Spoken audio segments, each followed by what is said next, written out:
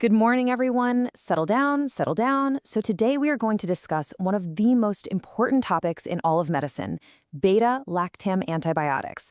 I'm telling you, this is the bread and butter of your clinical practice. This isn't just for your exams. You will be using this knowledge every single day. So please pay close attention. Right, let's just jump straight in. Here's the core of the problem we're facing. Bacteria are not just sitting there waiting for us. No. They have built up some incredible defenses over millions of years. So the question for us as doctors is simple but very challenging. How do we actually break through these defenses? You have to think of it like this. You are joining the front lines of an invisible war. It's a nonstop arms race, you know? It's our medical science against the bacteria's ability to evolve. And in this fight, understanding our weapons is everything. It's absolutely critical. So first things first, before you can fight, you have to understand your primary weapon. We need to know what makes this entire class of drugs so powerful. And it all comes down to one little chemical structure, the beta-lactam ring. Its main target? The bacterial cell wall. Now look at this. See this little four-membered ring? This is the beta-lactam nucleus. This is the magic bullet. It works by stopping the bacteria from building its protective cell wall.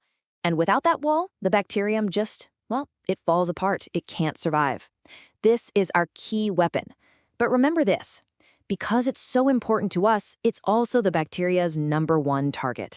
The original penicillin, it was a miracle drug, but it had its limits. It wasn't perfect. We needed to expand our attack to fight a broader range of enemies, especially those very tricky gram-negative bacteria, which have a more complex outer defense. And that's what led to the development of the aminopenicillins. Now this slide, this is a Viva favorite, so listen up. You have two of the most common ones, ampicillin and amoxicillin. For your exams, and more importantly for your patients, you must know the difference. Amoxicillin just gets absorbed better, and it doesn't matter if you take it with food. This means it's more convenient, only 3 times a day, not 4. And very important, there's less diarrhea. See, these seem like small details, but in the clinic, they make a huge difference to your patient. So we developed better weapons. We thought we were getting ahead in the race. But what did the bacteria do? They are very clever. They evolved.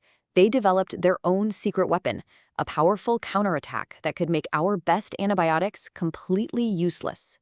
And this is their weapon, an enzyme called beta-lactamase. Think of it like a tiny pair of chemical scissors. Its only purpose in life is to find that precious beta-lactam ring we talked about and just snip it open.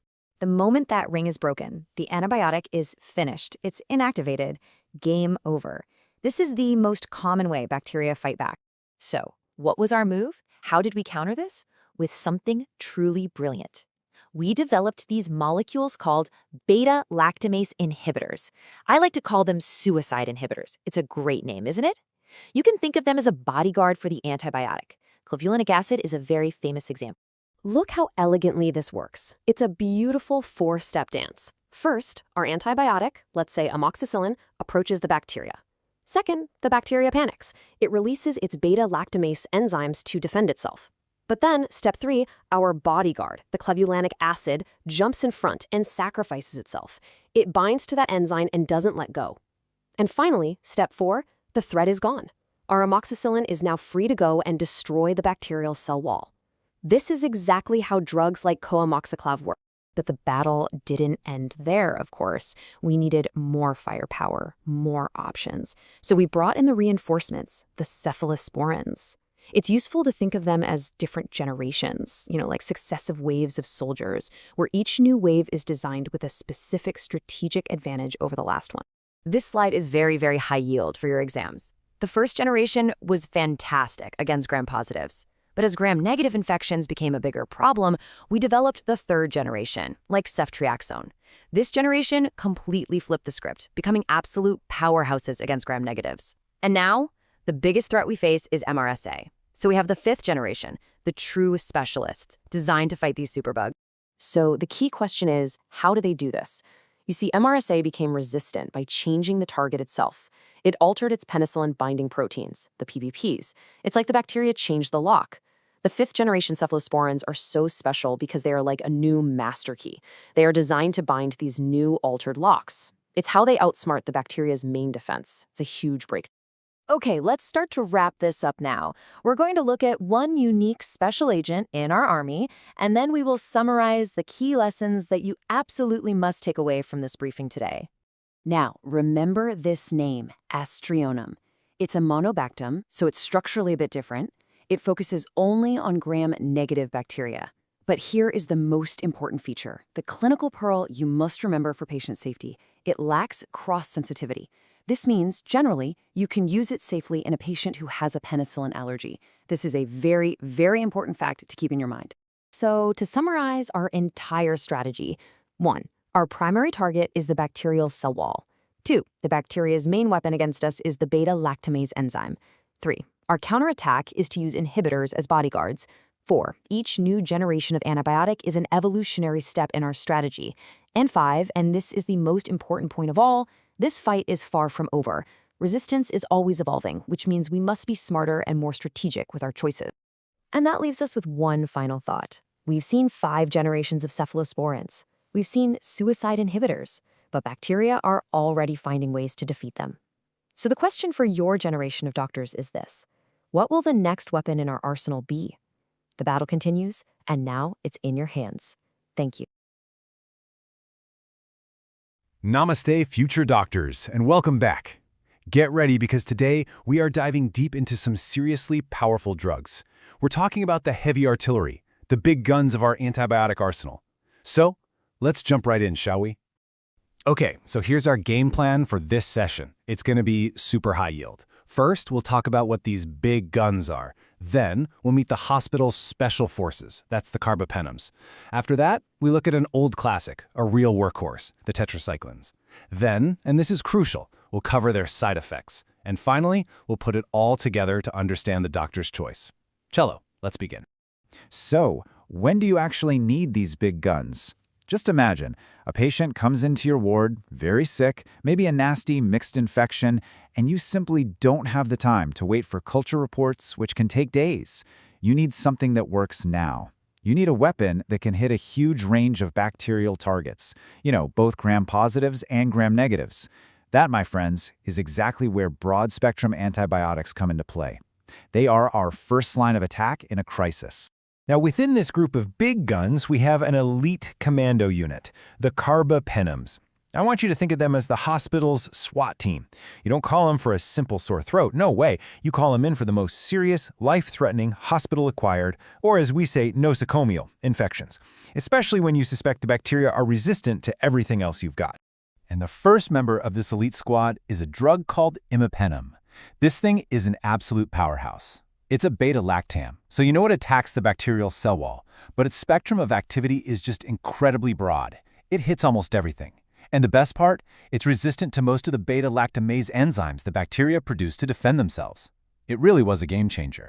But here's the twist. Like any great hero, it has a weakness, a sort of kryptonite. And funnily enough, its biggest enemy is not the bacteria, it's an enzyme found right inside our own bodies. This one flaw almost made the drug completely useless. So what on earth is this problem? And the solution to this is just beautiful science. See, the problem is an enzyme in our kidneys, dihydropeptidase I, that basically just chews up imipenem and spits it out. It gets destroyed before it can even work. So the solution? Pure genius. Scientists paired it with another drug, cilastatin. Now cilastatin's its only job is to block that pesky kidney enzyme. It's like a personal bodyguard, yeah? It protects imipenem so it can go and do its job of killing bacteria. What a fantastic concept. Okay, now for a very important clinical choice. Let's bring in meropenem, imipenem's cousin. It's also a powerful carbapenem, but with a key advantage. It's not destroyed by that kidney enzyme, so it doesn't need a bodyguard like cilastatin. But here's the most important point, and I want you to remember this for your exams. This is a 5-star question. Imipenem has a higher tendency to cause seizures, especially at higher doses. So this makes meropenem a much safer and preferred choice in patients who might be at risk for seizures. Please remember that. All right, let's quickly meet the rest of the squad. Pharopenem is special because you can take it orally, which is very useful for certain respiratory and ENT infections. Then there's doripenem, which is like meropenem, but it packs an extra punch against some really resistant Pseudomonas. And finally, we have ertapenem. Its claim to fame is a long half-life, meaning you can give it just once a day. Very convenient. But the trade-off is a narrower spectrum. It's not good against Pseudomonas. So you see, each one has its own special place.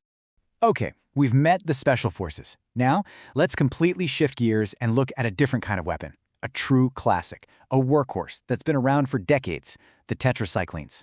This was one of the original broad-spectrum antibiotics, a real legend in its time. And why the name tetracycline? Well, have a look at the structure on the screen. The name literally tells you what it is. Tetra means 4, and cycline refers to rings. So it's built on this core of 4 fused rings. Simple, elegant, and the name tells you the chemistry.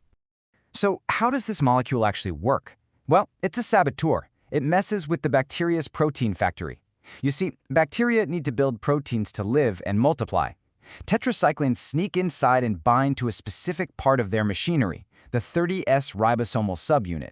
By sitting there, they physically block the next building block, the amino acid tRNA, from attaching. So the whole protein assembly line gets jammed. Production stops, and the bacteria can't reproduce. Now this jamming action leads us to a very, very important concept. Tetracyclines are primarily bacteriostatic. What does that mean? It means they don't usually kill the bacteria outright. That would be bactericidal. No, instead, they just stop the bacteria from reproducing. They hold them in check, they tie their hands, and that gives our own body's immune system the time it needs to come in and clear out the infection. It's a totally different strategy from the kill-on-sight approach of the carbapenems. You know, the story of tetracyclines is a cautionary tale for all of us. When it first came out in 1948, it was a miracle drug. But then what happened? Well, it was used for everything. And I mean everything, often indiscriminately. And bacteria, they're smart. They fought back and developed widespread resistance. So today, it's no longer the go-to drug for every other infection. Instead, it has become a specialist. It is the absolute drug of choice, but for a very specific list of infections, like chlamydia, rickettsial diseases like tick-borne fevers, and even cholera. All right, everyone, listen up, because this next section is completely non-negotiable for any good doctor. Knowing what a drug does is only half the battle. Knowing what it can do wrong, its side effects, its contraindications, that is what makes you a safe and effective clinician. Let's be very, very clear about this. I need you to burn the following message into your brain. The warnings that come with tetracyclines are serious, and they can have permanent, irreversible consequences for your patients. So please, pay very close attention. So here is the critical point. Tetracyclines love to bind to calcium. The scientific term is chelation.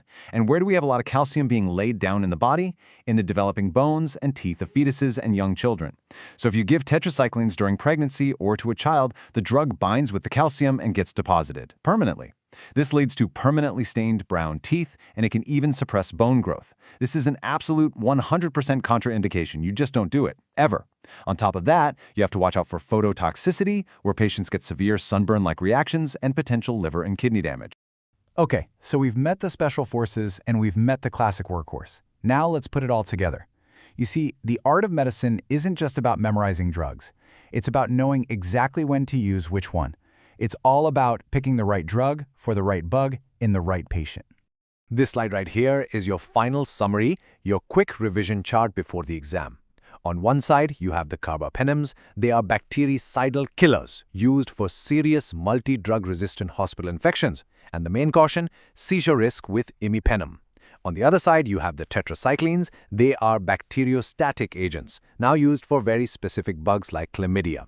And the absolute caution, avoid them in pregnancy and young children because of the teeth and bone issues. Bilkul clear? Two very different classes for two very different clinical situations. So we will end with this final thought. These drugs, they are miracles of modern medicine. They save countless lives every single day. But as we saw with the story of tetracyclines, their power is not infinite. Bacteria are smart, and antibiotic resistance is a massive global threat. So I leave you with this question to think about as you continue your journey. How will you, as the next generation of doctors, use these powerful tools wisely and responsibly to make sure they are still effective for the generations that will come after you? Think about it. Thank you.